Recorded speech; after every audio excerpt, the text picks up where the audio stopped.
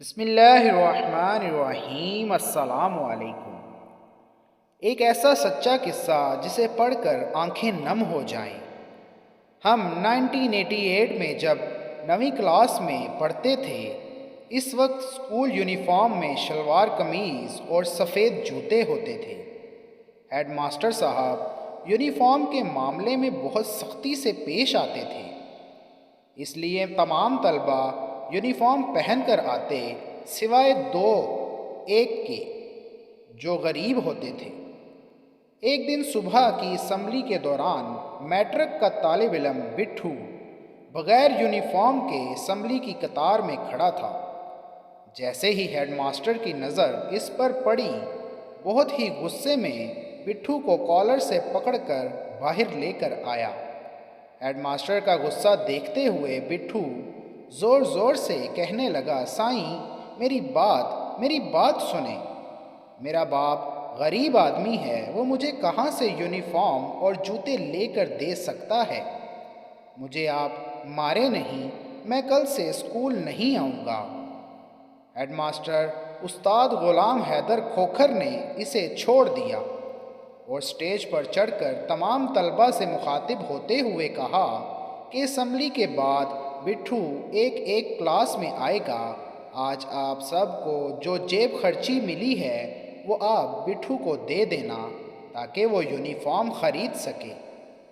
میرے پاس حسب معمول 8 آنے جیب خرچ ملتا تھا، سوچا آج کے دن میں سموسہ نہیں کھاؤں گا، میں وہ بٹھو کو دے دوں گا۔ کلاس میں ابھی بیٹھے ہی تھے کہ کلاس کے ٹیچر استاد فقیر محمد حیات سبانی کلاس میں آ گئے۔ تھوڑی دیر بعد بٹھو بھی استاد سے اجازت لے کر ہماری کلاس میں داخل ہوا۔ اس کے ہاتھ میں ایک روپے کے چند نوٹ اور کچھ سکے تھے جو شاید اس نے اپنی کلاس میں جمع کیے تھے۔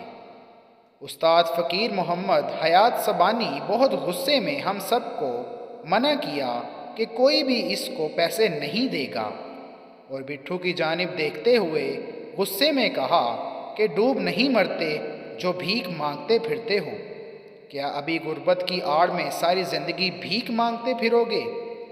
واپس اپنے کلاس میں جاؤ اور جن سے پیسے لیے ہیں ان کو واپس کر کے آؤ، میں تمہیں یونیفارم لے کر دوں گا۔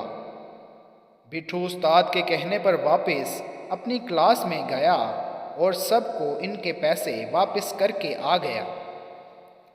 استاد فقیر محمد حیات سبانی نے پوچھا کہ شام کے وقت کون سا کام کر سکتے ہو؟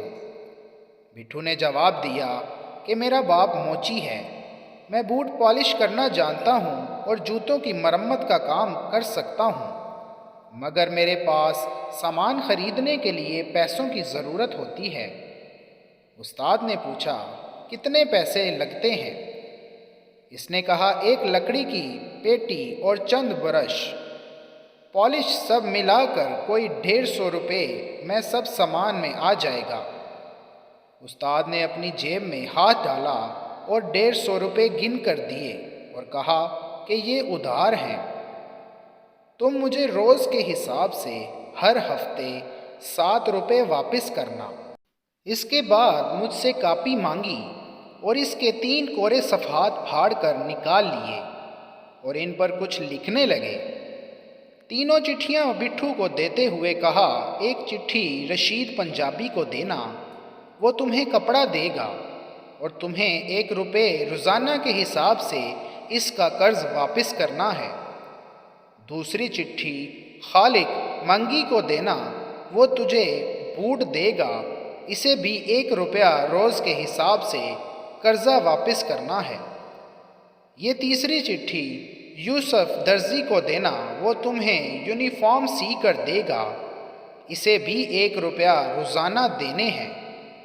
4 روپے قرضہ اتارنے کے لیے تمہیں ہر صورت میں اتنا کرنا ہے تاکہ تم قرضہ چکا سکو، اور اس کے بعد تمہیں اپنی محنت کے ذریعے آگے بڑھنا ہے۔ ایک بار بھیک مانگنے کی عادت پڑ گئی تو ساری زندگی بھیک مانگتے ہی گزرے گی۔ بٹھو وعدہ کر کے چلا گیا۔ بعد میں استاد نے ہمیں کہا کہ آپ لوگ اپنے جوتوں کی مرمت اور بوٹ پالش ہمیشہ بٹھو سے کروایا کریں۔ وقت تیزی سے گزر گیا، 12 سال پلک جھپکتے گزر گئے۔ 1999 میں ہائی اسکول کرونڈی میں 10ویں کلاس کے طلباء کی الوداعی پارٹی ہو رہی تھی۔ استادوں کے ساتھ شہر کے معززین کو بھی دعوت دی تھی۔ تقریر کرنے کے لیے شہر کے ایک بڑی فلور مل کے معزز جنرل مینیجر بٹھو کو دعوت دی گئی۔ کاٹن کے سوٹ میں ملبوس، ماتھے پر ریبن کا چشمہ رکھے اپنی تقریر میں اسی اسکول میں پیش آئے 1988 کا قصہ سناتے ہوئے زاروں کی طار روتے ہوئے اسٹیج پر بیٹھے اپنے استاد فقیر محمد حیات حسبانی کے پیروں کو چومتے ہوئے بتایا کہ کس طرح ایک کامل استاد نے مجھے بھیک مانگنے سے بچایا اور محنت کا سبق دیا۔ مزید اچھی ویڈیوز کے لیے ہمارے چینل کو لائک، سبسکرائب اور شیئر لازمی کریں۔ ملتے ہیں نیکسٹ ویڈیو میں، تب تک کے لیے اللہ حافظ۔